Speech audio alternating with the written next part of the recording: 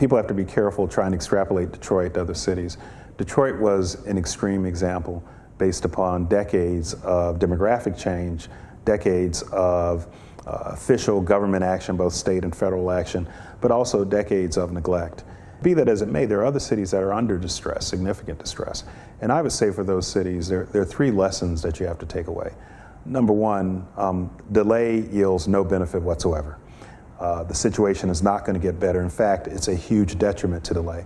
If you think of it this way, if a city had begun its restructuring in 2007, 2008, it certainly would have encountered it during the financial crisis, but that was when the stock market index was trading at about 6,200. If a city had funds that it could invest at that point and move forward, it would have tripled its net. So you have to move forward because there are economic cycles that are necessary for growth, development, changes, turnaround, demographics that you should catch. You can miss them. Number two, the other category, be honest, the true unvarnished capacity of truth, the true state of the city. It's difficult in a political environment, particularly for people who are in positions now that did not necessarily participate in the degradation and decline of municipality, to have that kind of candor with its residents.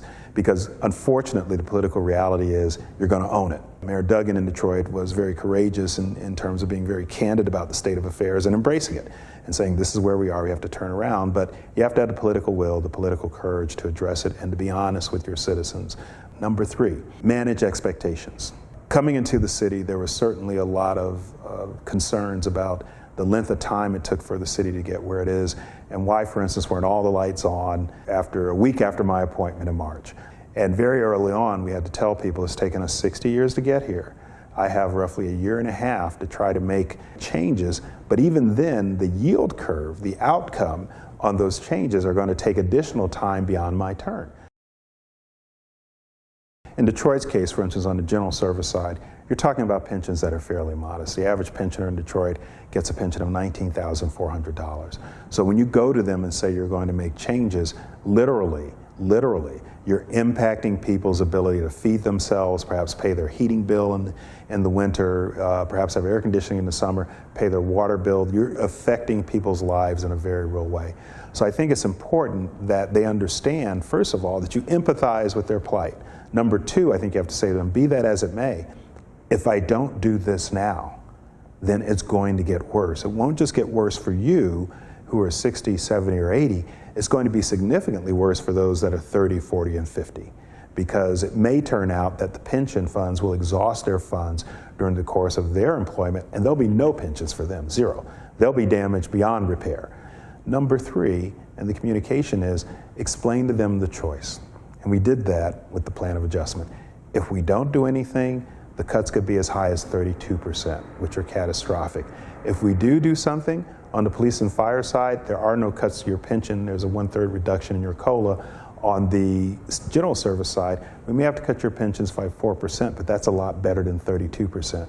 I'm happy to say that once we went through that process, we got 80% plus of the vote to vote for our plan of adjustment and the adjustment of their pensions. So if you do those things, my experience has been that no matter how painful it may be, rational people will take rational actions if they know the truth. I would say there are three keys to maintaining what appears to be the initial progress for the city. Number one is financial integrity, reporting as well as management. And under Mayor Duggan's administration, as Chief Financial Officer John Hill is doing a fabulous job of doing exactly that. They reported out for the second year in a row the comprehensive annual financial report, which shows that the city is cash flow positive, it's paying bills as they become due, it has good financial management skills, and is carrying the surplus that we anticipated by the plan of adjustment. It's actually, the projection showed us doing a little better than we had anticipated. So even in the short 7 months from when we've been out of the city has been working very hard to get itself in position, number one. So one is financial integrity. Number two, I would say, is it's very important that people not forget the level of effort, travail, and sacrifice that it took for us to have what appears to be a successful outcome in the city of Detroit, certainly in the early stages. But let's not forget that it took a lot of effort and sacrifice as a springboard for these things to occur, not just now, but 6, 7 years from now, when the city's thriving, things are going well. People should never forget those lessons learned, lest they repeat the fallacies and the improprieties of the past, both big and small. And the third thing, I think, which perhaps is probably one of the biggest challenges, is making sure that everyone within the city of Detroit, 139 miles square, has the ability to participate in that renaissance, in that growth, in that rebirth.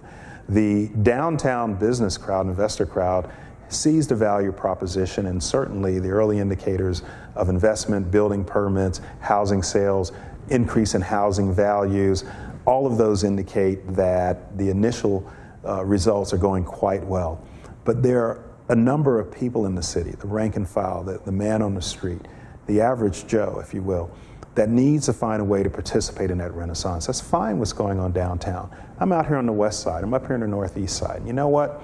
I'm still looking for a full-time job. I'm working part-time. I'm still looking to get in on one of the buildings trades so I can come in an apprenticeship and have a job towards a skilled trade so I can have a future for my wife and my family, my kids. That's the real challenge, I would say, is that this initial growth spurt and development, find a way to be all-inclusive. And that's going to take some time and effort too, but if you do that, you're building a stronger enterprise that's unified and making common cause with the regions as well, both the counties as well as surrounding communities. That will spur sustainable development and growth into the future.